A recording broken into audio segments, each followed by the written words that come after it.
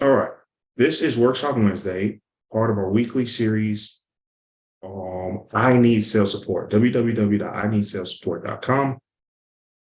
All right, we got streaming on YouTube. We got the recording. Brilliant. And for Workshop Wednesdays, I'm going to collect questions through the week and answer them. And that's why it's called Workshop, because we want to do what works. Now, Saturdays, we have the sales strategy. Sunday, we have sales success, which I love. Strategy is going to be building a plan for your business to grow. Sunday sales success is looking for those opportunities for the individual. So that'll be more training. That'll be overcoming sales problems, right? Get rid of the problems, you achieve success. So Wednesdays is going to be actionable. You bring your pen and pen. If you're watching the replay, take notes. I want to make this as useful as possible, not just me talking because I like to make noise. I want it to be as useful as possible. So here are the 4 questions I get most often. If you want to submit your questions, you can leave a comment or hop on the email list. ineedsalessupport.com. Sign up. It's no charge. It's free forever. And you can you'll get reminders. Say, hey, submit your questions for Wednesday. All right. Question number 1. How do I sell without sounding salesy? How do I sell without sounding salesy? And I love this question because why don't you want to sound salesy? Why do you think that sounding salesy is a bad thing? And it starts with how we view sales. Like you have a negative viewpoint of sales, and you're like, oh, I don't want to be a salesperson.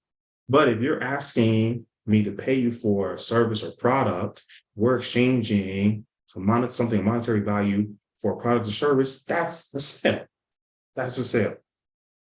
What we're used to, though, and what we call selling is really manipulation. It's lying, it's deceiving, it's badgering, it's harassing. And we connect those to sales, but really, those are amateurs. They don't know what they're doing, so that's the only technique they know. And it kind of works, but guess what?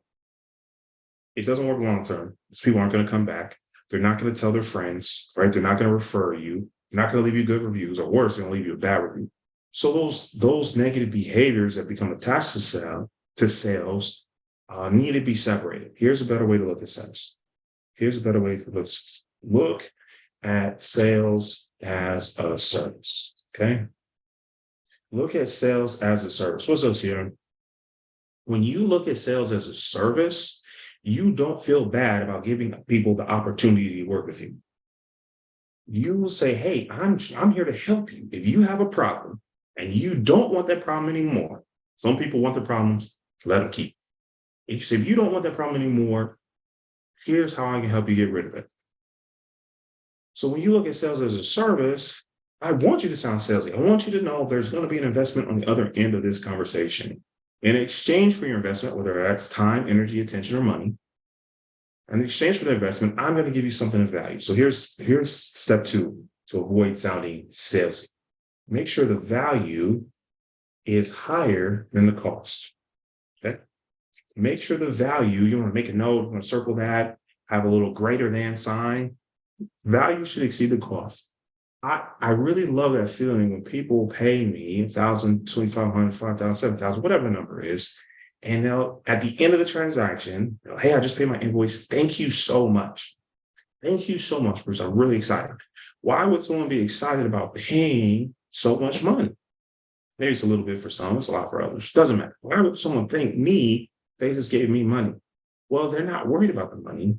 They want the value. And to them, the value exceeds the price they paid. And I do my absolute best to make sure that I got a reminder. I actually had a really glowing review. She wouldn't let me post it. She's like, oh, let me make up on. I'm like, all right, fine. Give me that review. She was like, Bruce, you've done more in a shorter amount of time than all the other sales coaches I've worked with. I'm like, yes, that's more value. So she's happy. She just renewed.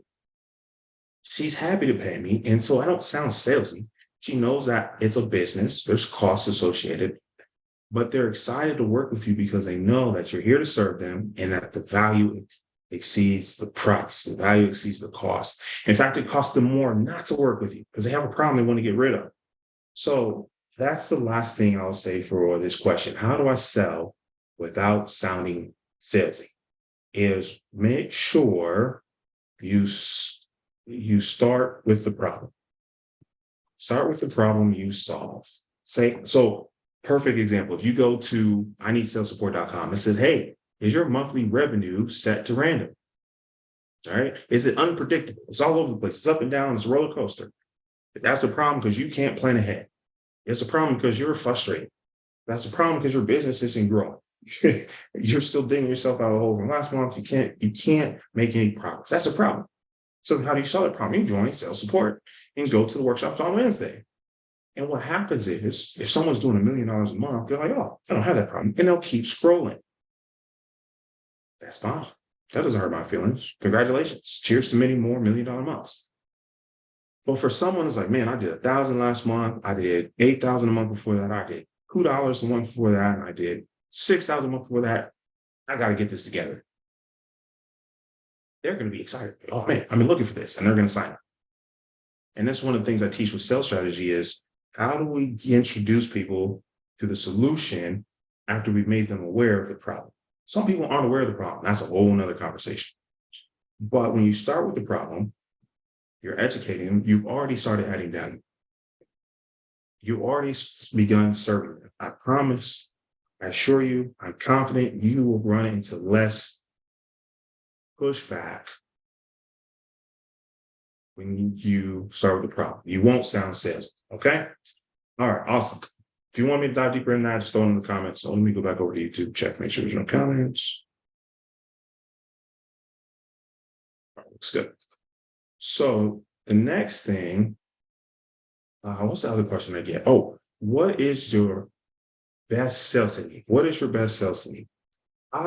Listen, I've been doing this for about 15 years now. I've learned spin selling, snap selling, challenger sale, value-based selling, solution-based selling, all sorts. I studied Janik.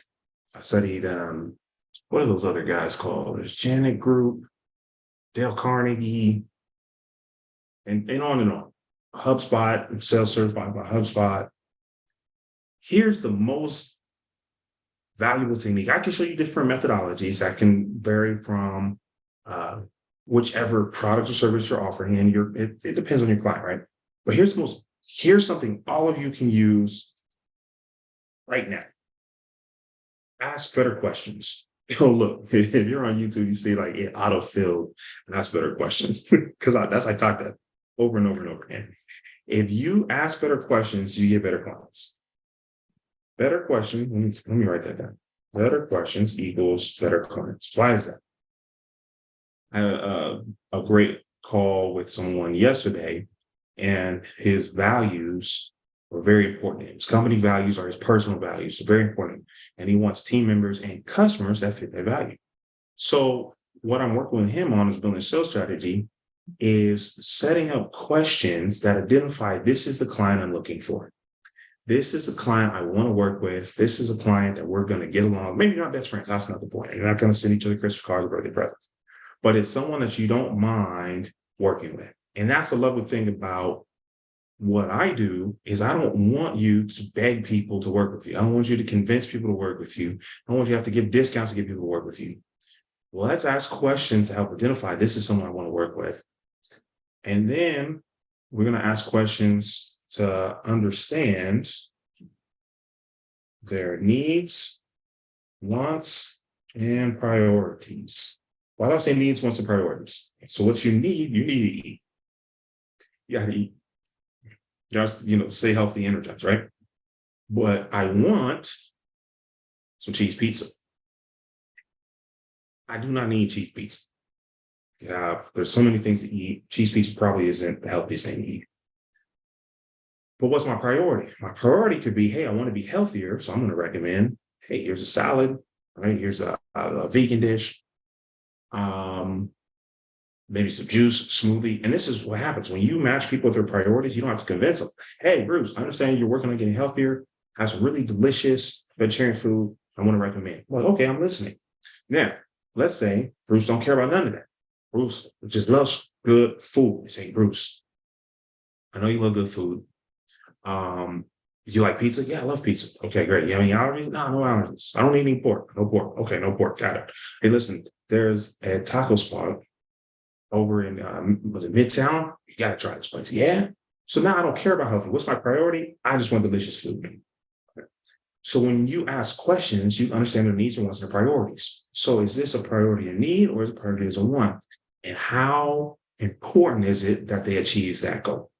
When you ask, but how do I know that? You ask better questions. Better questions equals better clients. To me, that's one sales technique that every single one of you can use today, right away, and it's going to work today, right away. It's really that simple. Ask better questions. Open-ended questions. Oh, sorry, let me make a note. What kind of questions should you ask? Open-ended questions. Let's start with who. Let's see here. What, when, where, why, and okay. You ask a question that starts with that, 19 times out of 20, it's going to be an open-ended question. The trick is to say, hey, Bruce, what is your favorite food? And stop. Stop, ask the question. Excuse me, stop listening to the answer. A lot of people ask a question and then answer it too. Don't be those people. Let me put one last thing when we talk about the best sales technique is listening. If you can listen, you can sell. If you can listen, you can sell. Shout out to my introverts. If you can listen, you can sell. One of my favorite stories, back in my car selling days. A guy comes in, younger gentleman. He's like, hey, I'm here to buy a car. I'm like, I got cars to sell you. I showed him a Mustang. He's like, I don't want a Mustang. I showed him a Corvette coupe. I don't want a Corvette. I'm sorry, that's redundant. Corvette. So always coupe train. But it was a convertible. That's what I was trying to say. He's like, no, I don't want that. I was like, okay. So a Nissan 350Z. He's like, no, I don't want that. I'm like, dude, what do you want? I wasn't asking questions. I wasn't listening. I'm just selling what I thought was something. Don't do that. I said, well, what do you want? He said, Bruce, I have kids on the way. I need a van. You know how angry his partner would have been if I came home, or if he came home with a Corvette instead of a minivan? Would have been good. And then I would have wondered, like, oh, why didn't he buy anything? Because I wasn't listening. If you can listen, you can sell. Now, we might cut this a little short. We might save some for later because it just locked me out of YouTube, which was kind of annoying because I'm using that. Oh, there it goes. You can listen, you can sell. And guess what? Once I started listening and asking better questions, found a vehicle for him in his budget, his price range, color, took it home. He called me the next day. He said, my wife loves it. Thank you so much. Gave me a 5-star review. Because I ask questions, not because I'm magical. I'm a talented salesman. I have to tell you some of the stories when I was terrible. But I ask questions. Now, I moved this question to the third for a specific reason. How do I handle rejection? I got that question on LinkedIn maybe last week. She said, Bruce, how do I deal with rejection? It's tough. I wish I could promise you, you'll never, ever hear the word no. You're always going to hear yes. If I ever say those words, I'm lying. Hang up on me. Hop off the Zoom. You are going to say no. How do we deal with rejection? First, don't take it personally. They're not telling you no 19 times out of 20. They are saying, hey, that solution you're offering me doesn't match the problem I have.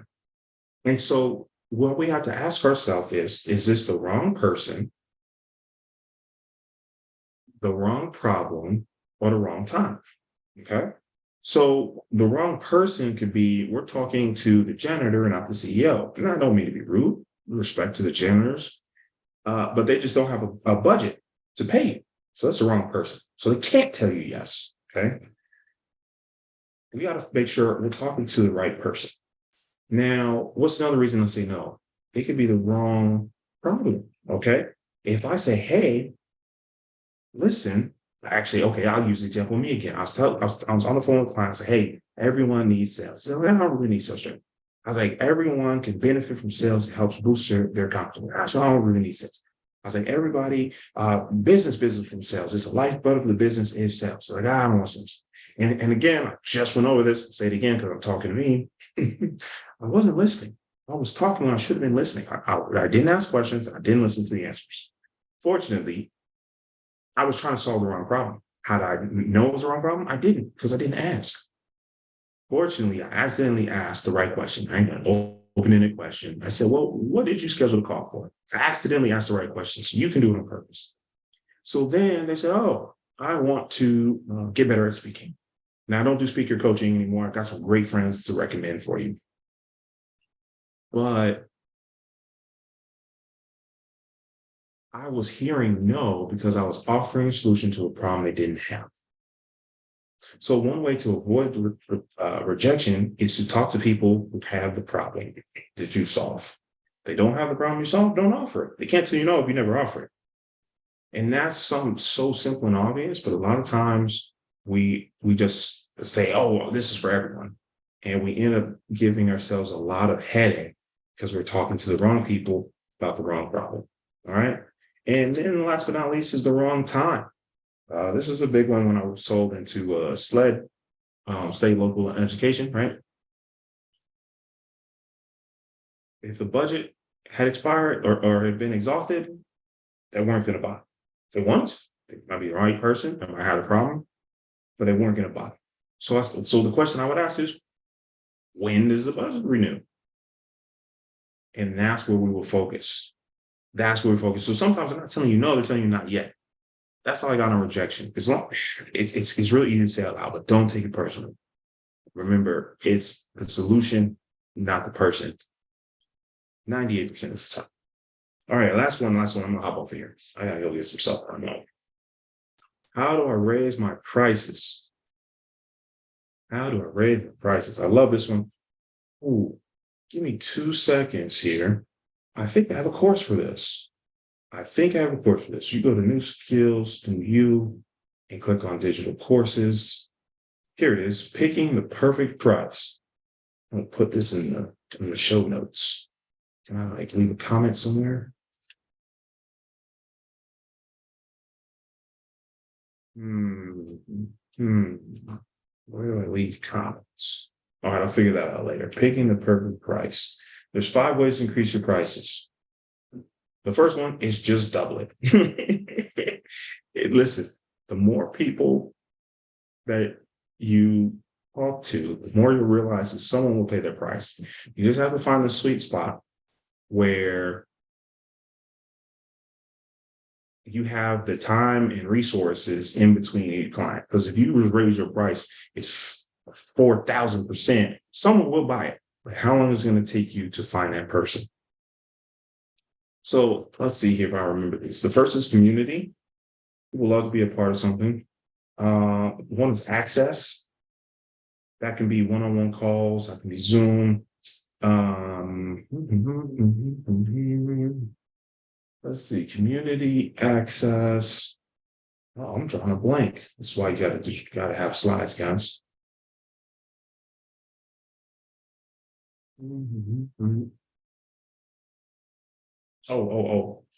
It's done for you. So you can increase the tiers. You can say, hey, the DIY, right? They do it. You just tell them how. Done with you. That's a higher tier, and then done for you. So that's convenience. There we go. That's how you raise the prices. So you increase the convenience. Oof, almost lost that one. And then the next thing, community is like where we're all together. And that actually overlaps with group coaching, which overlaps with access, because I found it very helpful to have a group component to your to whatever program you have. Even if you could be a power washing company, right? If you say, hey, I'm going to teach you how to maintain a house in between, how to raise the value, if you can add some value in between here and then, that overlaps with community access, but it's going to be a huge value add where it makes sense for your business. All of these don't work for every business. But last but not least, and it slips my mind already. Oh, increase the value. That doesn't mean increase your time. What can you add? What can you include to make it an irresistible offer? So for me, for example, when you come into sales support, it's free, right? I need salessupport.com. You go in there, don't ask you for credit card, don't ask you for ACH. But if you want sales support for business owners, then there's a cost associated with that, right? Because it's personalized for your business. So how do I add value? I'll usually throw in a copy of my book. And I'll say, hey, here's a little bonus for you, right? And then I'll say, hey, listen, you also have access to digital courses you need to succeed, right? So you can increase the value. So it's community access, convenience, group coaching, and value. There might be a sixth one. I might need to update the training, but those will get you through for now. Let's say, and one note, value doesn't mean I'm going to give you more of my time. That goes back to access. So you can't just automatically say, oh, you get a bonus coaching call. That's not extra value. You're just going to stress yourself out. You're going to be a bottleneck in your business. You're going to end up burning out. Don't do that. To raise your prices, figure out a way you can add value without taking your time. All right, those are the 4 most common sales questions that I hear. What are some questions you have? I'll answer them on the next Workshop Wednesday. If you want reminders, just visit www.ineedsalessupport.com. Again, I'm Bruce Hill, New Skills in the